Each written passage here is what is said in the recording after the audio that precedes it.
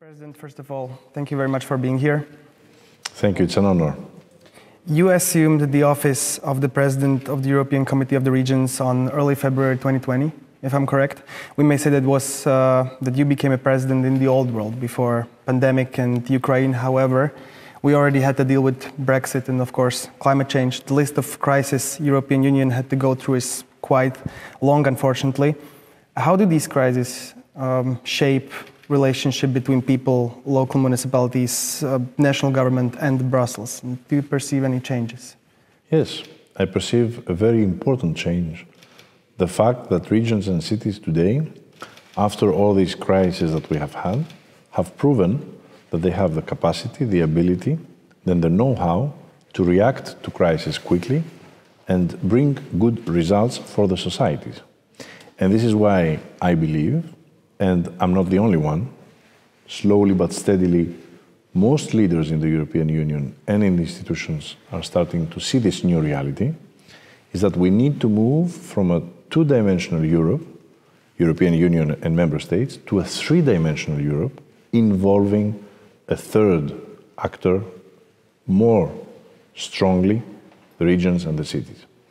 And by doing so, not only will we improve the democratic way of functioning of the European Union, but we will also create a link between the European Union and the citizens that is missing today. When it comes to reaction to these crises, Ukraine crisis is a little special as it targets only several municipalities and weight is not distributed equally as it was in COVID, for example. Are there any lessons learned that we can take from COVID crisis and apply them to Ukraine crisis? Yes, that no one can deal with a crisis alone.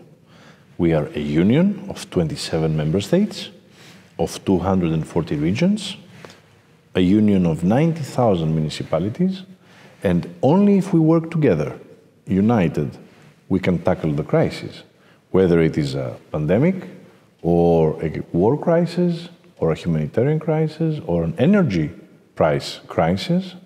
We need to work together. This is exactly the essence of the European Union. Solidarity among member states, among regions and cities. I have seen that you already visited the borders, if I'm correct, the Polish borders, 1 or 2 weeks ago. I have visited the borders myself in the first 2 weeks of invasion, and one thing that I still think about to this day is a stark contrast of Slovakia, of response of Slovakia and other Visegrad countries towards refugees, while now, which is very good. A lot of people are helping on the borders and we are quite welcoming. However, in 2015, I remember another migration crisis when the same thing or very similar thing was happening in Syria, and the response of at least Visegrad countries was radically different. Most notably, we refused the quotas for migrants, and society as general was mostly against accepting refugees. What do you think is the difference between these two crises and the response of the people? And how do you think about this as a citizen of the member state that was heavily affected by the previous migration crisis? The only difference from the previous crisis to this one is that we have learned from our mistakes. Because indeed, in 2015, a lot of countries and regions were left alone to deal with this migration crisis, one of which was mainly, actually, my country, Greece. We felt very lonely in dealing with this huge humanitarian crisis. Today, Europe has learned its lesson, and many member states that did not participate in the sharing of the responsibility of that humanitarian crisis in 2015 now realize what the power of collaborating is, and that alone no one can bring results. Make no mistake, migration, refugee crises are not crises of one or two countries. They are European issues, and they need to be dealt as a European issue with the solidarity of all 27 member states. This is what our union is about, and this is how we will respond to this crisis in the best possible way. Of course, one thing municipalities on the borders need right now is money to handle the crisis, to offer accommodation, to carry additional costs. Commission decided to loosen the rules governing structural funds. We already know that several member states think this is not enough. My question is, do you think money from the cohesion policy should be used to cover the crisis in the first place, as the general idea is that they should, in the first place, bridge the gap between lesser developed and more developed countries? So should they be used for? I believe that cohesion funds need to be used for both reasons.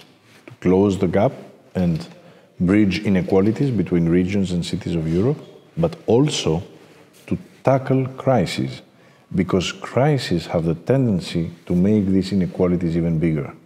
So we need to use these cohesion funds, but we need to use them in flexibility and in a timely manner. This is why I proposed to Commissioner Ferreira last week to create a European facility that would basically facilitate mayors and governors to reach these European funds for the use of this humanitarian crisis that we are dealing with. And this should happen because, as you know, the European Union has 5 or 6 different funds, different areas from which these funds can be allocated. And we need a facility that would cut red tape, the bureaucracy, and make the reality of funding happen quickly. What was Mrs. Ferreira's response? I think that we will have news within the next 1 week from today, because it is something that the Commission is looking into. In your today's keynote speech, before this interview, you also said a thing that caught my attention, although I have heard that before, that the important policies and documents and strategies of the European Union should not be adopted without the consultations with the regions and without the territorial assessment. However, this is not a new thing, if I'm correct, that this is, in case of partnership agreement, this is an obligation. In case of, for example, national recovery plans, this was not an obligation, but just a recommendation, if I'm correct. And we have seen, Sure. we have seen that, at least in Slovakia, but I think also in other countries, regions and local municipalities actually complained that the member states were not consulting the national recovery plans enough. How is it that the Committee of the Regions and local actors for years repeat the same thing, consult with us, but at the end of the day, if member states don't have to do it, they don't do it? It is something that, if you ask me, is the answer to one very important question. Why has Europe all these problems today in its legitimacy? You saw what happened in France last week and what will happen in the second round. The fact that almost half, if not more than half, of the citizens of one of the biggest European countries has anti-European feelings. You saw what happened with Brexit. You saw what is happening in other European countries where we are facing radicalism and extremist voices, anti-European voices. Europe needs to realize that without regions and cities, who is the level of government that has the most proximity with the citizens and their real problems, Europe cannot consolidate this trust between the citizens and the Union.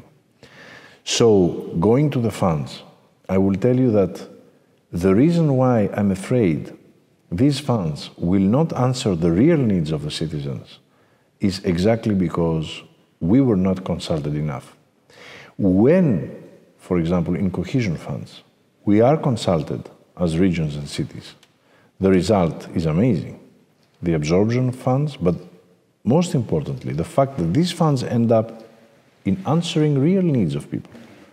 Now, if in the recovery fund, governments do not collaborate with regions and cities, we will not obtain the goal that we have set as a European Union, to use these funds in order to bring the quickest possible recovery for the European Union.